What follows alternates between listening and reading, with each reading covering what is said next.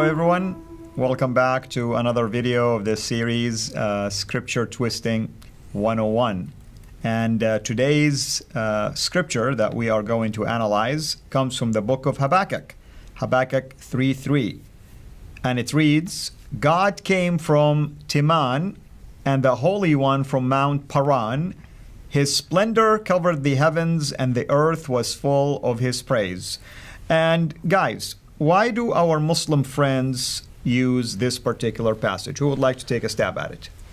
Our Muslim friends use this passage because there just aren't a lot of places to go. I don't so much know why they'd start going to minor prophets when what the Quran says is, well, I guess the early Muslim community didn't know much about what was included in the Torah, because if you look, when they would be asked, when the early Muslim community would be asked, where's Muhammad prophesied, in the Torah, they would start talking about Isaiah and everything else. So they didn't seem to have a clear concept of what the Torah was, but according to Islam, according to chapter 7, verse 157 of the Quran, the Bible, the Torah and the Gospel contain prophecies about Muhammad that you can read and see this is about Muhammad. Now, this verse shows you how desperate Muslim apologists are. And if I were to hear a Christian say, oh, this is what Muslim apologists say, I would want to know which Muslim apologist says this, because it specifically says God in the verse, right? So let me quote Dr. Jamal Badawi, Muslim apologist, very popular Muslim apologist, used to debate. He claims Habakkuk 3:3 speaks of God, parentheses, God's help. So when it says God, it's really God's help, right? So when it says God is coming, then it's actually referring to God's help coming, and so God's help may be coming in different ways, i.e. through sending a prophet. Right. Habakkuk 3:3 speaks of God, God's help, coming from Teman, an oasis north of Medina, according to the J. Hastings Dictionary of the Bible, yes, and the Holy One coming from Paran.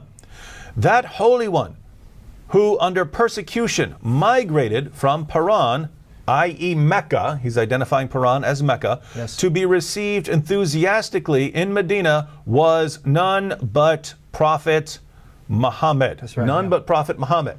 Now, this one's actually pretty straightforward. Just read what the text says, and you tell me if this is talking about Muhammad, or if it's not just referring to God's help, it's actually referring to God. So, we'll start at verse 1, something Dr. Badawi has trouble doing.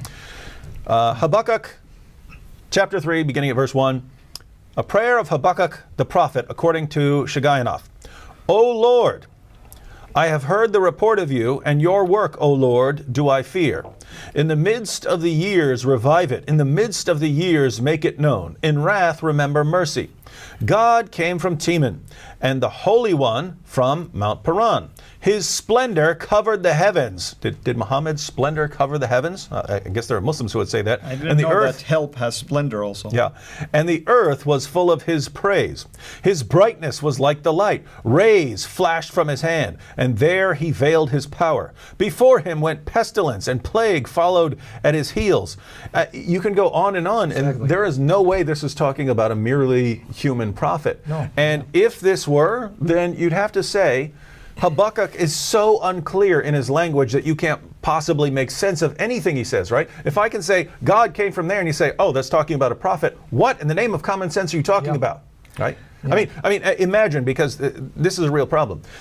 In Islam, if you're taking this as a prophecy, then you're affirming this guy as a prophet. You're affirming this guy as a prophet. If you're affirming him as a Muslim prophet, then you're telling me that, like Muhammad, he's going to be very clear when it comes to matters of shirk or associating partners with God. And if that's the case, then when this man is talking about God, he's going to make it very clear that he's talking about God. And when he's talking about a prophet to come, he's going to make it very clear that he's talking about a prophet to come. Right. So simply to say, take a passage where it's clearly talking about God, and then to say, oh, it uses the word Paran, and therefore it's talking about Mecca, and therefore it's talking about Muhammad.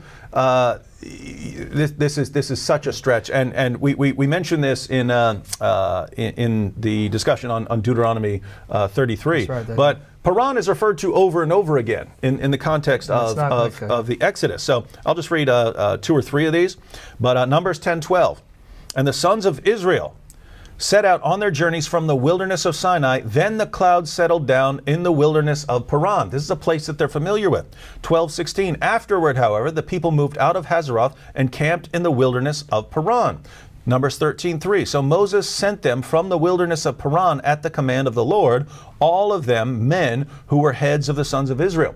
And God is going through this place in a pillar of cloud. So it's actually God who's coming through here. Right. And when Habakkuk says God came, right, it's very clear what the Old Testament thinking is along these lines, and it's not referring to some prophet in the future. So the fact that they would have to appeal to this text, appeal to Habakkuk 3:3, shows you that you just have no basis whatsoever for your claim. But it gets worse because in the quote by Badawi, he says that according to J. Hastings' Dictionary of the Bible, Timan is an oasis north of Medina. That's not what it says.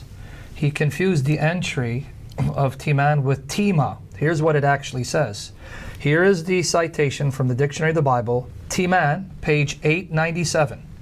897 of J. Hastings' Dictionary of the Bible, Timan, a tribe and district of Edom. The Edomites settled in Syria.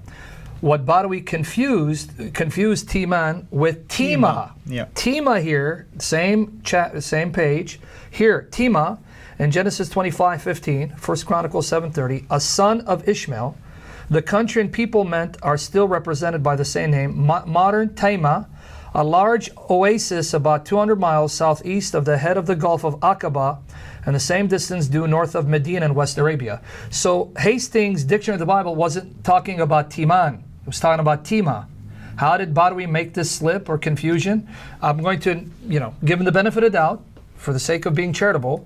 He misread it, but I could see why he would want... So best case scenario, he's extremely sloppy. Sloppy. Okay. That's right. That's best case. Yes, base, yeah. Tima is... The alternative is he's deliberately deceiving people. Tima is T-I. And I lean towards the second, right? That he's deliberately... Tima is what is the oasis near North Medina. T-E-M-A, which is Taima.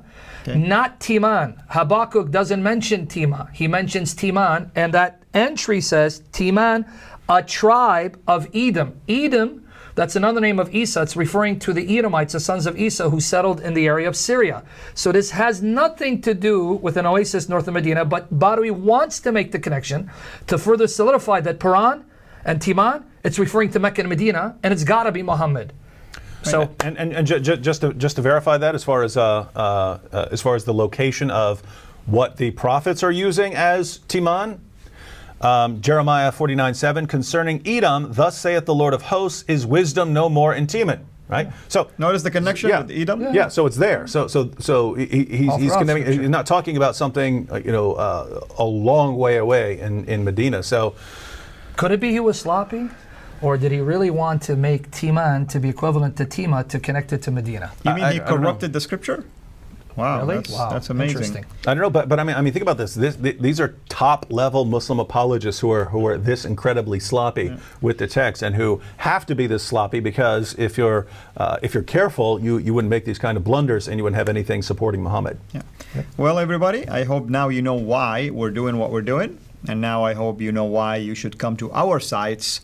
So you learn how to refute these ridiculous arguments by the self-proclaimed apologists. And until we meet again, have a blessed day. Thanks for watching. Make sure to like and subscribe so that you don't miss future videos. And please consider becoming a patron on patreon.com/Sierra International.